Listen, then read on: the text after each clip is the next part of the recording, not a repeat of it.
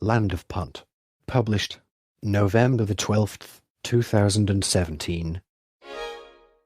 Special characters are denoted as follows.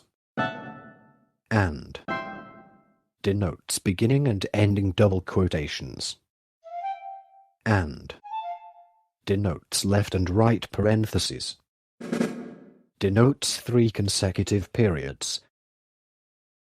The Land of Punt, also called Puinet or Puin by the ancient Egyptians, was an ancient kingdom, a trading partner of Egypt. It was known for producing and exporting gold, aromatic resins, blackwood, ebony, ivory, and wild animals.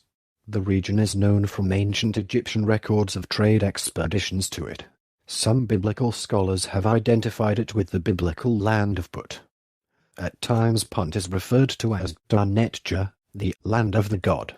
The exact location of Punt is still debated by historians.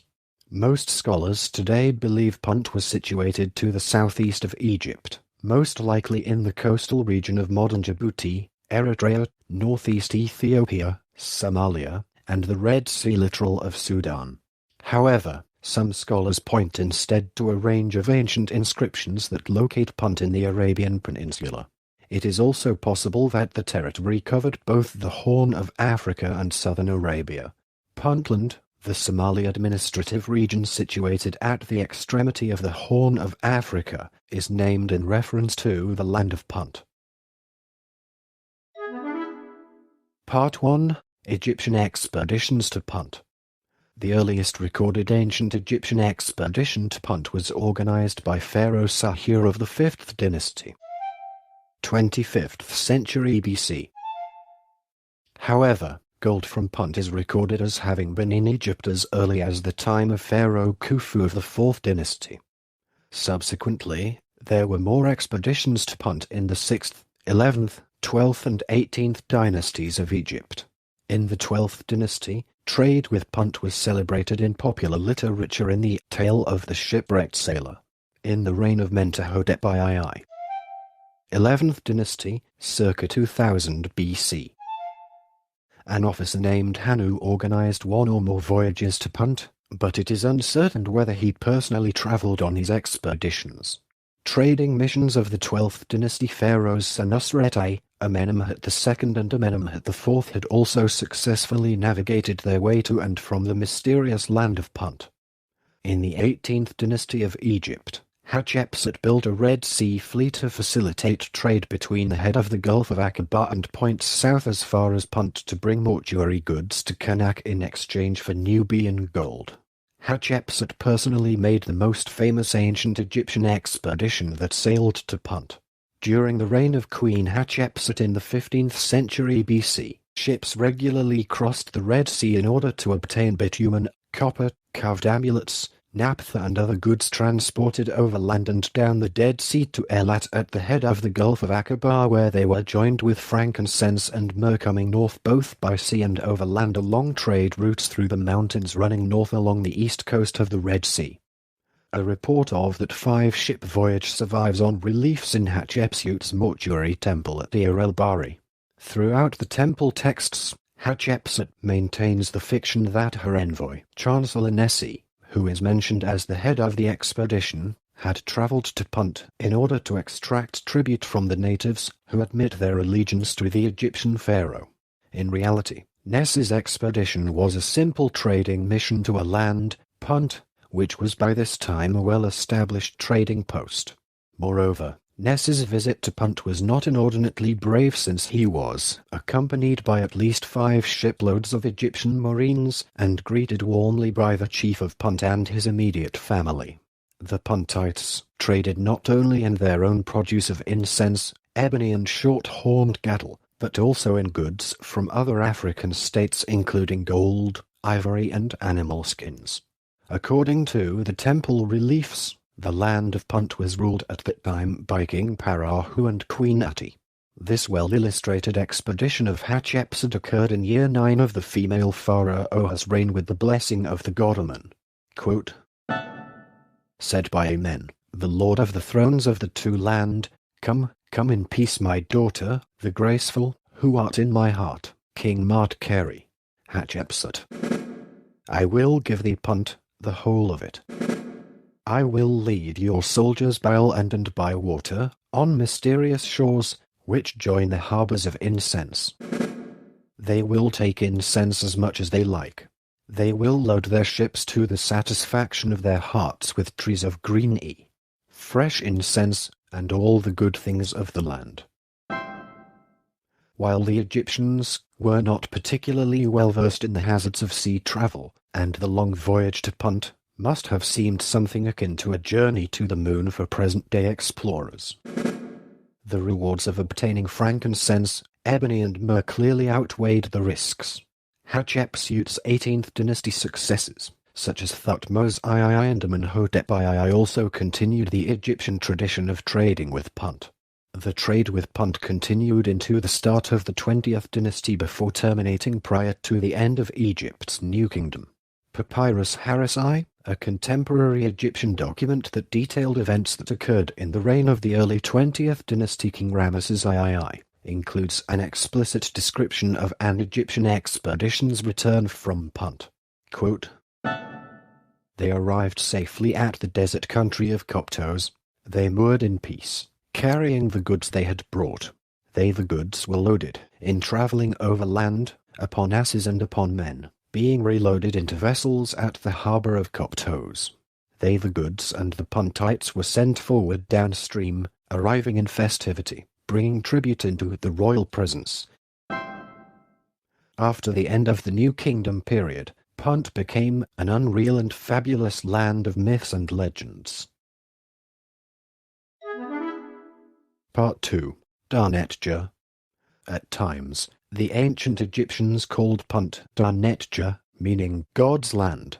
This referred to the fact that it was among the regions of the sun god, that is, the regions located in the direction of the sunrise, to the east of Egypt. These eastern regions' resources included products used in temples, notably incense, older literature, and current non-mainstream literature.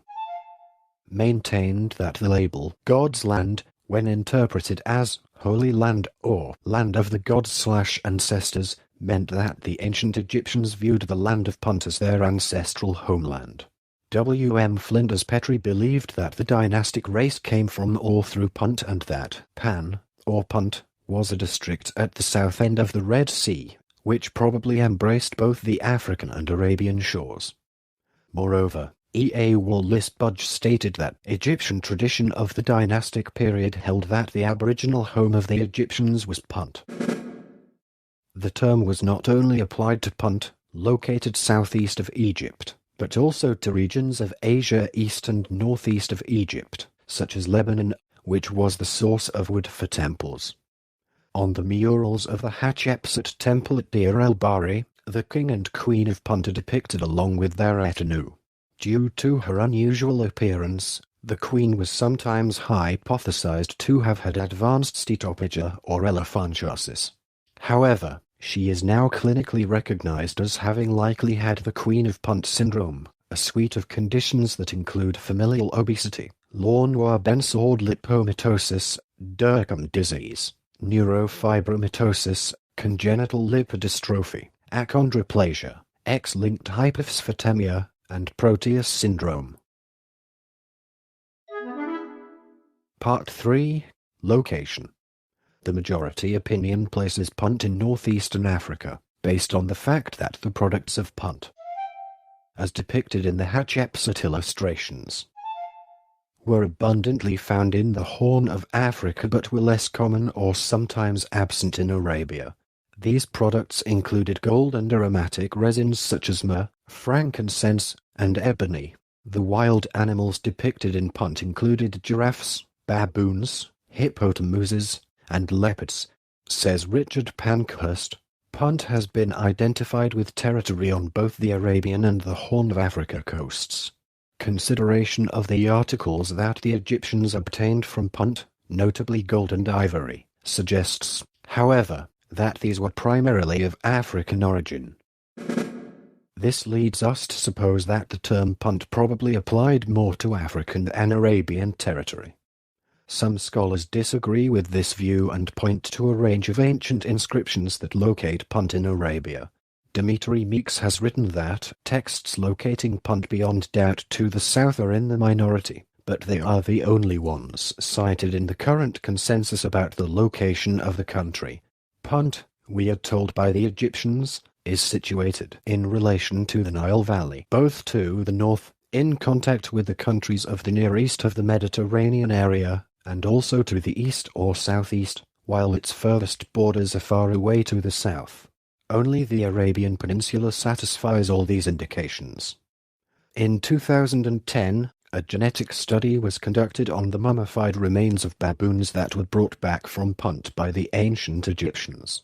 Led by a research team from the Egyptian Museum and the University of California, Santa Cruz, the scientists used oxygen isotope analysis to examine hairs from 2 baboon mummies that had been preserved in the British Museum. One of the baboons had distorted isotopic data, so the other's oxygen isotope values were compared to those of modern-day baboon specimens from regions of interest. The researchers at first found that the mummies most closely matched modern specimens seen in Eritrea and Ethiopia as opposed to those in neighboring Somalia, with the Ethiopian specimens basically due west from Eritrea. The team did not have the opportunity to compare the mummies with baboons in Yemen. The scientists believed that such an analysis would yield similar results since, according to them, regional isotopic maps suggest that baboons in Yemen would closely resemble those in Somalia. Professor Dumaini, one of the lead researchers, concluded from this that, we think Punt is a sort of circumscribed region that includes eastern Ethiopia and all of Eritrea. In 2015, the scientists conducted a follow-up study to confirm their initial findings, and concluded that our results reveal a high likelihood match with eastern Somalia and the Eritrea-Ethiopia corridor, suggesting that this region was the source of Papio-Hamadas exported to ancient Egypt. Element or table removed. Unsuitable for speech. This recording is a derivative work from Wikipedia. For more information, please visit www.frogcast.org.